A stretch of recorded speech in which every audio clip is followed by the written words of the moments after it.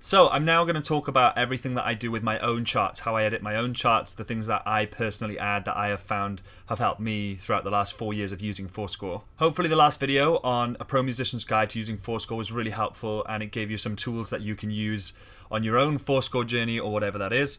So now we're going to delve into what I personally do with my own charts when I get them. So, meaning as it's Christmas time, we're going to do What Christmas Means to Me by Stevie Wonder. This is a chart that we got the other week, and this is basically how I went in and edited the whole chart to suit myself. So, the first thing we did is we were told that it was straight, not swung. So, the first thing that I did was, I'm going to use arrows here just to help point out a bit better. So, the first thing that I did was I wrote down straight and then I highlighted it in pink, because pink to me is always something that you need to pay attention to in terms of like an action or something that needs to be actioned basically. Then I drag and dropped the glasses from the Pro Stamps thing. Obviously it's locked now because I just don't think my app is updated properly, but that is something, whenever I put glasses anywhere, that means that I need to really look out for it or really pay attention to it. So that's what I did at the top left. Then I always colour the different sections in blue, so I know my eye can draw then to the next section when that's going to be coming up. So I get my little ruler, I turn it, then I get my blue. So if I rub that one out, then I go to the blue one, and I literally just draw it in. So then that's 8 bars, I know that's 8 bars there. Then I do that for all of the sections throughout the song. And then I just start picking up on things that I think I would potentially miss. So I know there's repeat marks from bar 9 and that it repeats from bar 29, 30, 31, 32. It repeats from bar 32, so we're going to go back up to 9. So I highlight those in yellow. I always know yellow means a repeat section. Then in bar 21, it's quite unusual to have a snare on the first beat of the bar or of the new phrase. So I highlight that in green because green always for me means like a stab or an emphasis or an accent or a hit or something like that. So I always put a green mark there. So we're in the pre-chorus, so we go through there, and then because like I said in the last video, sometimes it's hard, your eye doesn't quite catch whether it's a floor tom or a snare or a kick. The difference between a kick and a floor tom can be quite slight, and a snare and a tom can be quite slight. So what I do then is I highlight the floor toms in this case, all in orange. Orange always means toms for me. So I really emphasize the use of color. So I know I can associate, I think I read it ages ago, but I read that when your mind can really easily associate colors with certain things. So that's how I use colors in this. So pink will always mean an action, or like straight or swung, or tempo markings and things like that, or whether I'm transitioning from a hi-hat to a ride and I need to write that in because it might not always be obvious on the sheet music. Then blue will always mean whatever the sections are, yellow will always mean a repeat section, and green will always mean stabs, orange will always mean toms. So that's the first page done.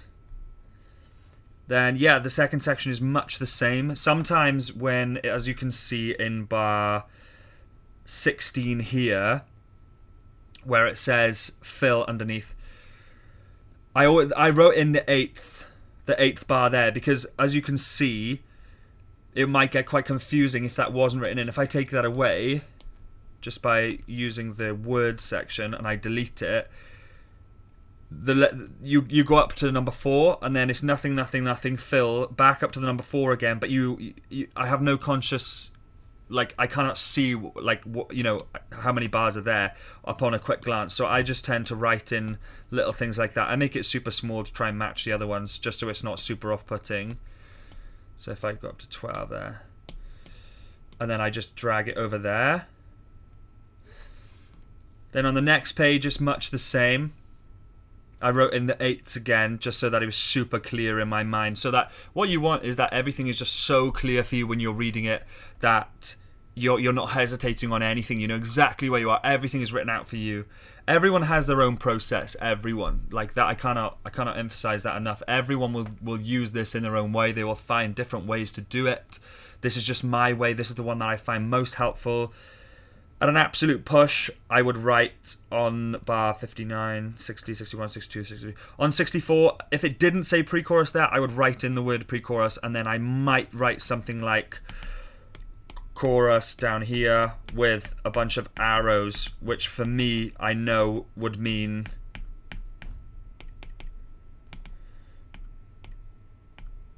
that would mean on the next turn page that there's a chorus, there's an immediate chorus. So sometimes, if this always happens actually, on the last 4 bars of the page, if it drops to kick or drops to hats or it completely drops out or it goes from a chorus to a verse, I will always write in at the page turn, because although you should be reading ahead and you will get into a natural rhythm of reading ahead, it is really super useful sometimes to just see it written in the bottom corner on the page turn that you're dropping to kicks, because then by the time you've done your fill, you already know that you're dropping to kicks on the next section. So we're on page 3. So again, you've got the tom section there. 69, there's the sax solo. Obviously, you play it 3 times. I've highlighted that in pink because for me that means something obviously actionable, something to pay attention to. Although this one is more obvious because obviously it's got the repeat marks 1 and 2, so you know that's a repeated section twice, and on the 3rd section you're carrying through. Again, on the pre-chorus, I've highlighted the snares on the first beats of bars 1 and 3. Again, then you're back at the tom sections, and then you're back at the outro again. If this was a first time read down in an audition, I would probably do something like, although it might seem really, really easy and really petty, and some people might have insane reading skills, which is hugely admirable, but this is just me and my process. I might genuinely write what the note values are, so that when it comes to just reading them,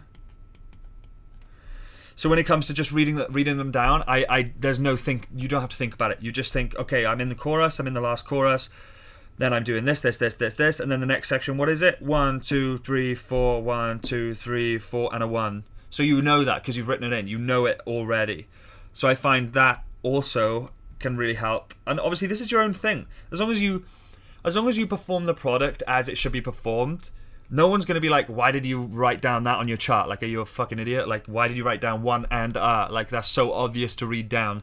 But if that's the way that you can process, this is the way that I process it, and you get it right and it sounds great, then it's job done. That's what you want. So, yeah. So then I might, again, at a push, because it says in time at the bottom, and these are odd bars, I might highlight the 1 here,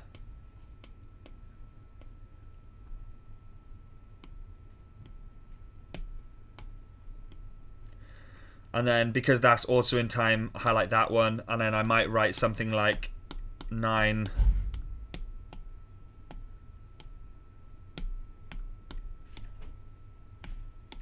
and 10.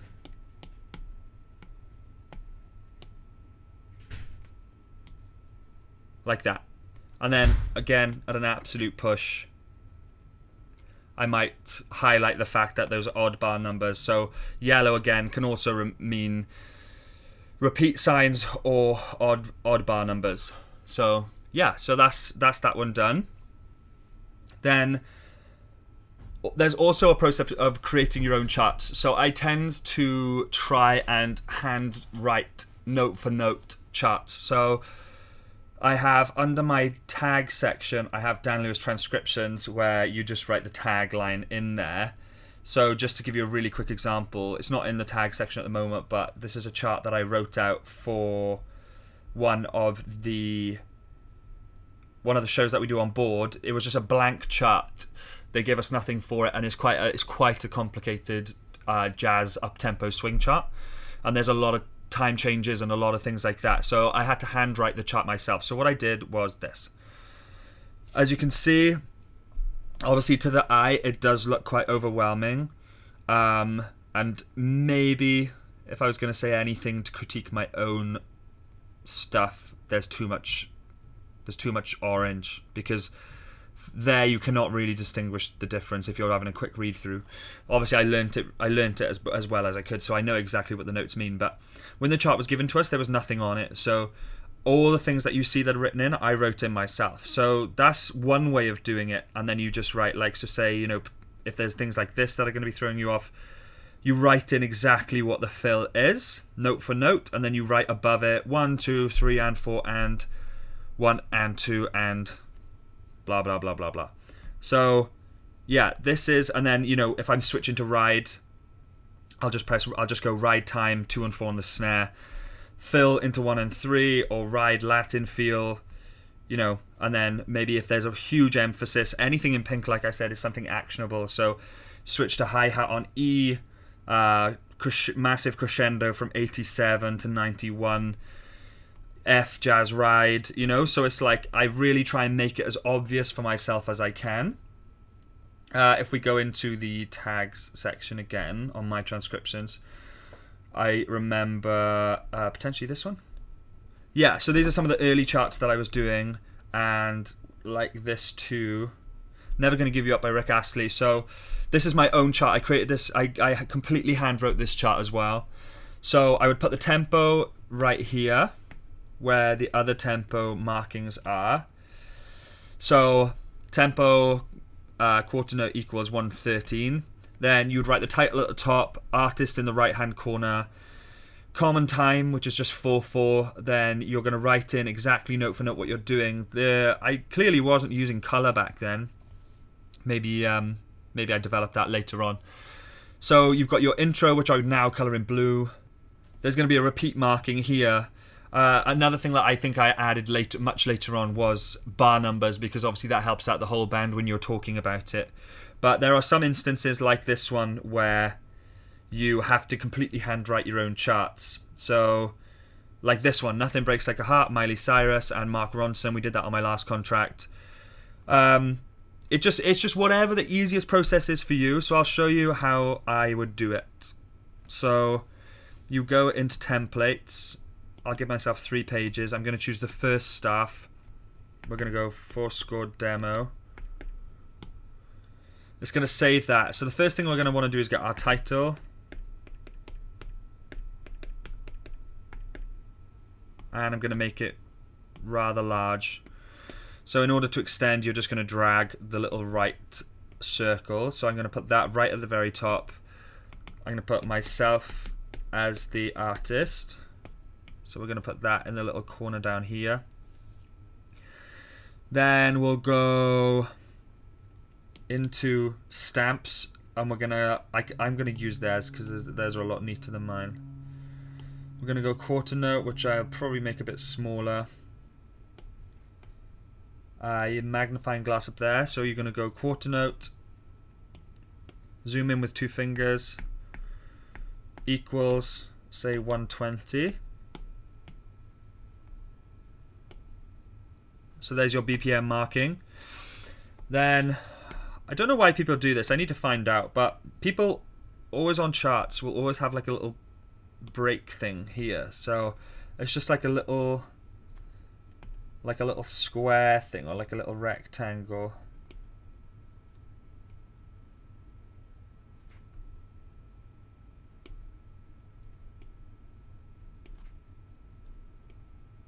Like that. And then you can either put in the numbers yourself.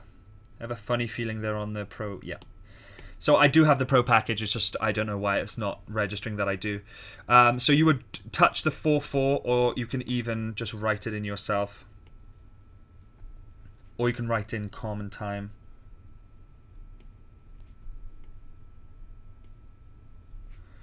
And then you're going to do a bracket. And so then you can break up your bar lines. So you have 4 bars basically.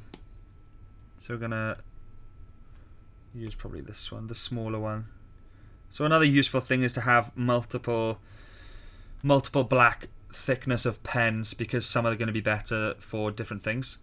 So this is just like a rough thing. So if we split the bars, say here,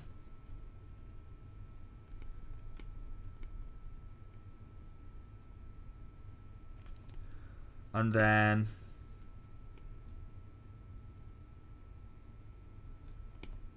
there. These are going to be a bit off, but you can, like I'll show you in a minute, you can always just move them around anyway. So there's your bar breaks. So I'm going to go on the copy paste thing on the little square, so you can always move them. So as you can see, the second bar is not very big. So you go on your thing and you literally just highlight it, and drag it to where you want it. So we're going to drag this one a bit further down to give the second bar a bit more room, and we're going to pull the first one a bit further down as well until you feel that they're roughly even. Oh, you're good, you're good, you're good. Yeah, yeah. My bad, bro. That's all good, bro.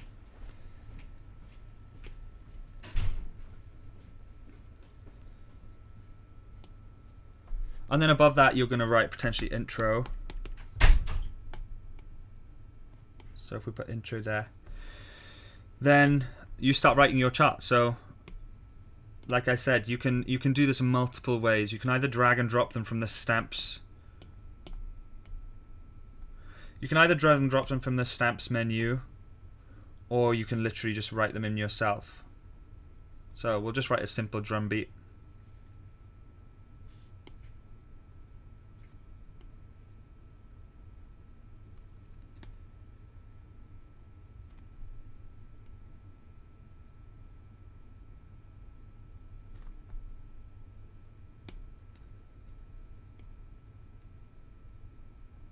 This is why like the ruler really comes in handy, because everything is super neat and it doesn't look hand drawn.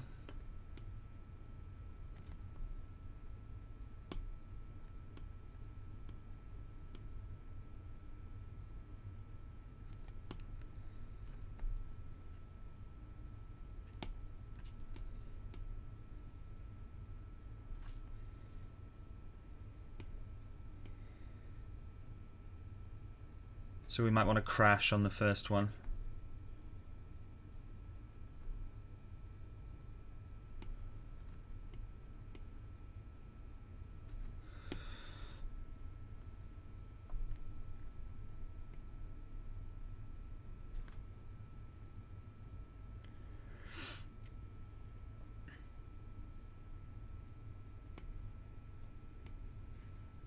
And then roughly the same height as the other one, with about the rough same distance in between the notes.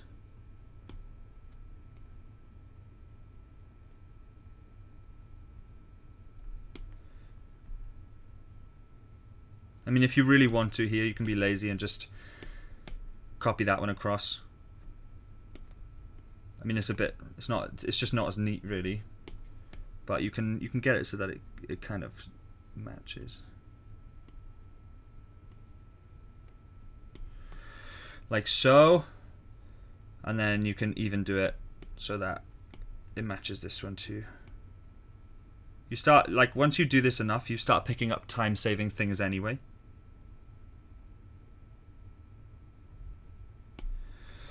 There or thereabouts. I've obviously made this one a bit too big, so what you could do is you highlight it and then you hold your pen over it so that it duplicates it. When you bring that one down, you can have the option to minimize it. So then if I want to get rid of this one, then I just drag this one in. Obviously then the proportions are going to be vastly different. So if we do undo those, we can just move these across, which should give us a bit of breathing space. Move the bar lines.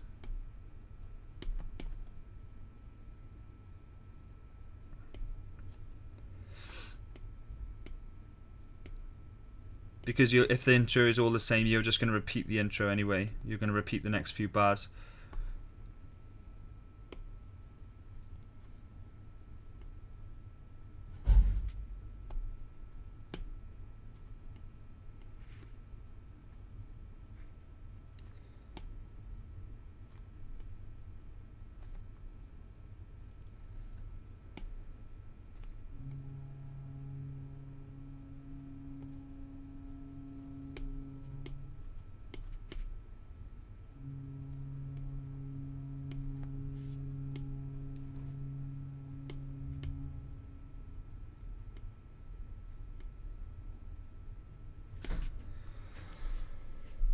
Like so. And then you'll obviously just put a bunch of repeat marks in, so you can either draw those in. And then if you were going to use those a lot, you're going to press the little clipboard sign. Then it's just going to keep doing those for you. and so on and so on until you have your full chart. Like I said, it's super useful to be able to learn how to write these charts yourself, because there might be charts that they don't have charts for that they really need you to get on top of. So that's how I would set mine up. And so as you can see with some of the other ones I've done, so like Paradise by George Ezra, again, you write in the metronomic markings on the top left. Then you're going to write the artist top right, name of the song in the middle. Then you're going to get your verses. You're going to set up your chart properly, so you've got common time, so you know what time you're in. And then you just run it down, basically. That's how I would do it with, obviously, like I said, with the more complicated ones, sometimes they'll be set up for you, and then you just write in over the stuff that they've already given you. But there are some also when you can just do it in shorthand. So let's have a look. So like this one, this is a really basic one that I wrote out. It's not the neatest. But it gives you the point. Again, you write in the tempo markings at the top. I'm the Only One by Melissa Etheridge.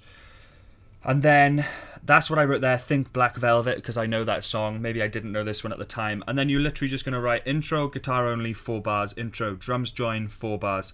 Sometimes what I will do is I will actually write in what the drums are going to play, which can be super helpful.